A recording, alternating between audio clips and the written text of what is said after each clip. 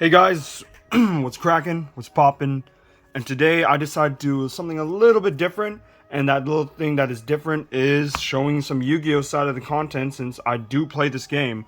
Before I before I played Digimon TCG, I played a lot of Yu-Gi-Oh, and I was a little bit like hesitant on like putting Yu-Gi-Oh stuff on my channel, but I'm like, hey, my bro told me, hey, why not? Just try to put what you want on this channel, and that's what I'm gonna do. So yes, I'm still gonna do Digimon TCG content. That stuff is coming on the way, but for now, I'm gonna be showing some Yu-Gi-Oh content. That's what's up. So without further ado, let's get into the deck profile. So I'm gonna move my extra deck out of the way because we're gonna go through the extra deck first. And what I'm gonna show you is a 60 card Brave PK deck with a bunch of other friends in it. So first things first, I run the triple Torn Scales. This guy's your main facilitator for summoning, from the grave, the extra, banished and summon. This guy also gets some other dudes in the grave. Overall, good card. Good card. One of the main dudes in the deck. Next up, we got triple Silent Boots. This guy's really good because he's the extra extender. When you have a Torn Scales on the field, you can either go into Assault, but you mainly want to go into Cherubini to get off the Brave Engine off. Those are some other cards I have in the deck. Of course, double Ancient Cloak. I still like this because it's a very powerful search, but however, it restricts you to any guys with the Phantom Knight cards from your deck. So you can't really get the spells or traps. You mostly just get him. And finally, one Stained Greaves and one Ragged Gloves. This guy's a good extra summon when he's in your hand. This guy's good for mainly the what do you call it, Rusty Bardiche. So you don't have to think about what you want to hit the grave. But yeah, one of each, because you don't really want to see these in your hand. Well, you kind of want to see him, but this guy, not so much. And the other friends, this is also a tiny bit of a Burning Abyss deck. 2 Graph and 2 Seer. They're really good Burning Abyss, so just make sure you have Cherubini on the field, because if there's other monsters that are not Burning Abyss, they'll just die straight up, and it's just not worth to have on the field. Yeah, these guys are really good. Like, if you have both of them in your hand, like both Graph and Seer, one of each, that's an instant Cherubini, and mainly you want to go into Cherubini. So, yeah. I only run the 1 tour guide. I would normally run 2 in this build, but the thing about this this deck is you run the Brave package, and the Brave package is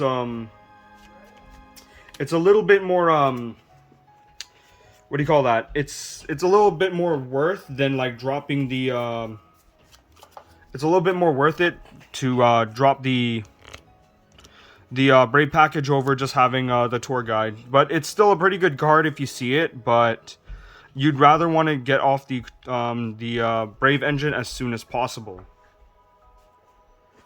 Okay. 3. Now we're moving into the Brave package, since this is like a PK Brave. 3 Water Enchantress. She's the main girl of the deck for the Brave package, so you can get that spell card to go off to get the token side of the deck going through. Yeah, she's also level 3, so you could go into Dante or into Cherubini and then extend into other plays. But you mainly want to just banish this so you can like go off into the Brave Engine. 1 Griffin. This is your main Omni Negate in the deck. This is really good because I think the special summon from this is also a quick effect, and the Omni Negate is a quick effect. So this is really broken. So I don't know why this is a thing, but I like it. And a little bit strange for the 60 card deck. 1 Magicore Warrior of the Relics. Yes. I thought this dude was a rock type, but he's actually a warrior. And the only reason why is his deck, I know his effect, where you like kill something, get the trap, but he's just an extra extender. So if you manage to get the Brave token plus another warrior on the field, you can go into Assault using this, because this is a free special summon. That's all it is. As I meant from other friends in the deck, I also run some Orcust. Triple Sigma Skeleton. This guy's really good, getting back Dingrisu from the grave. He's a level 3, so you can go into Cherubini or Dante if you wanted to. So that's pretty awesome. Double Orcust Nightmare. I used to run 3, but it's too bricky, so I decided to go with the Magic 2. So that's what I did. One Girsu and one Bombard.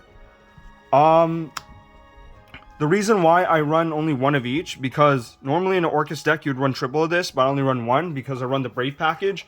Because I feel like the Orcust stuff is still good in the deck, but the Brave stuff is a little bit more valuable to just kind of get off.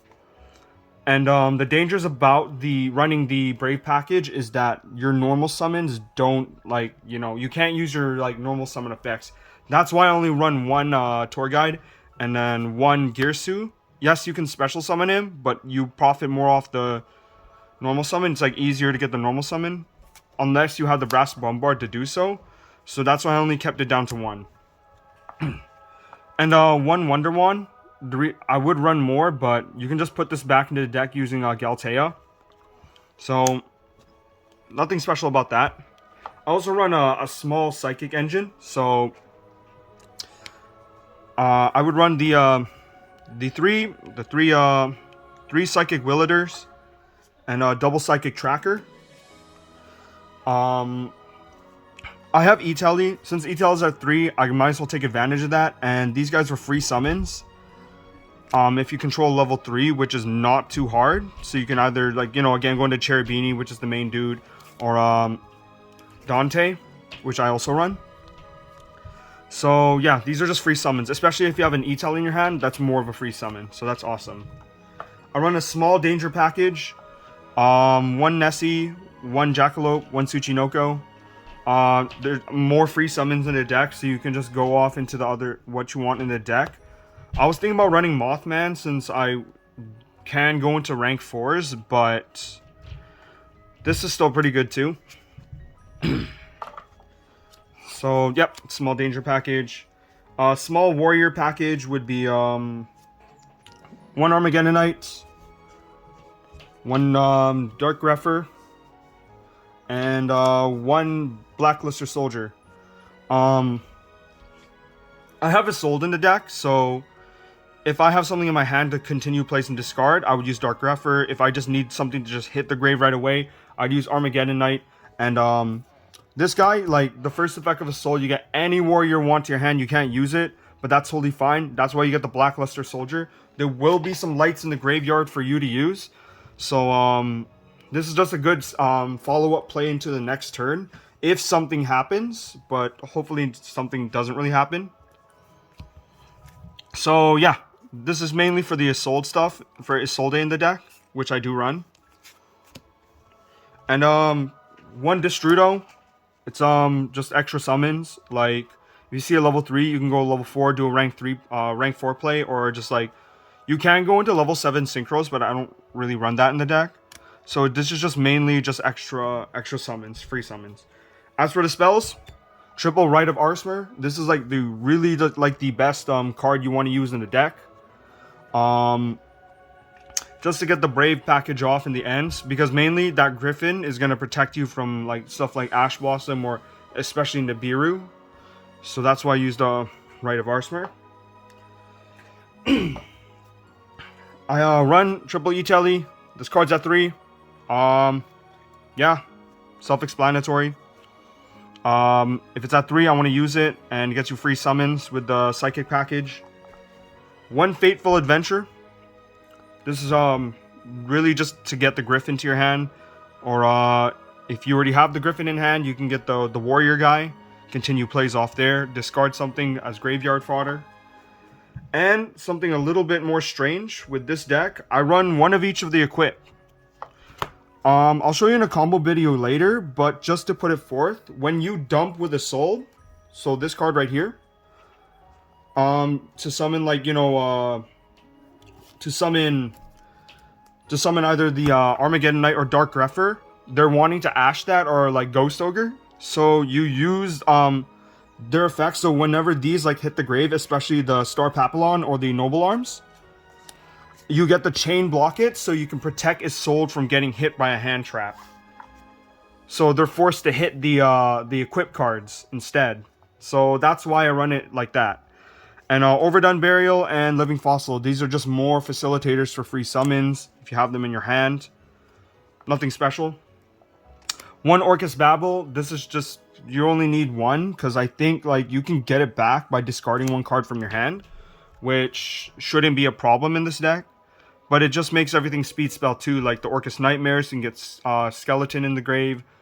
And yeah. And Foolish Burial and Rhoda, just more facilitators for summons and extenders. For the traps, double Fogblade. I don't think you need to run any more because it is a trap. It is slightly slow, but it's searchable, so that's pretty good. One Wings. You use it to discard in the grave, so you have a free summon. Rusty Bardiche. It's just a good free summon again. You can also get some rank 4 plays if you use this, since this guy turns into a level 4. And Orcust Crescendo. That's an Omni Negate. That's an option for you to have. Let's move that out of the way. I'm going to show you the extra deck. First of all, White Horse Wizard Pickle. That's the token I'm going to use. Hopefully I can go on the internet, buy an actual token, but for now, I'm just going to throw this out there. That's the token. But let's go to the extra deck. One Cherubini. I'm thinking about pushing it up to 2, but I feel like 1 just works for now. One Isolde. Yeah, this is continue facilitating the summons from the warrior package of the deck, so you can continue your plays, make a better board. Triple Galtea. The reason I run 3, you want to recycle through this, like recycle this Galtea, so you can have some stuff in the grave, so you can have Dingrisu's in the grave, and then continue plays on their turn. To use Rusty Bardiche, the main dude of the deck, one of the main Link 3s, to set your Fog Blades, and then I think one of his other effects, that if there's an XYZ monster that special summons to a pointer this guy points to, you pop a card on the field, which is pretty good. I was thinking about running the DPE package in this deck, but I don't have it yet. Maybe I'll do an update, or take some stuff out. But for now, I just run the Orcust stuff, since I think it's still pretty good. Boral Sword, you just want to end games. Double Dante, I'm thinking about just cutting it to 1 and add an extra Break Sword for other plays. But so far, it's not a problem. I was thinking about taking out the extra Dante for Zeus. Hopefully I'll get it like later today. One Break Sword, this guy's good for just popping, and if you have 2 level 4s, you get 2 level 4s if you kill him. You can continue your plays off there. Levier, just an extender. And mainly, one of the other end gamers besides Boral Sword is the Raiders Knight and the Ark Rebellion Dragon. You can make rank 4s in this deck. It is a possibility. I have that other guy, that new Phantom Knight, that does that. So you can just like end the game like late game. But mainly, Boral Sword is just a better option for that. And double Dingrisu, because I don't think you need any more. Because you can use the simple skeleton to recycle, and he'll keep sending stuff to the grave, which sending is one of the strongest form of removal. And yeah, this is my Orcust Burning Abyss Brave Token Phantom Knight deck, 60 cards. Thank you for watching. Maybe I'll post a combo video later, but for now, yeah, just peace out, stay cool.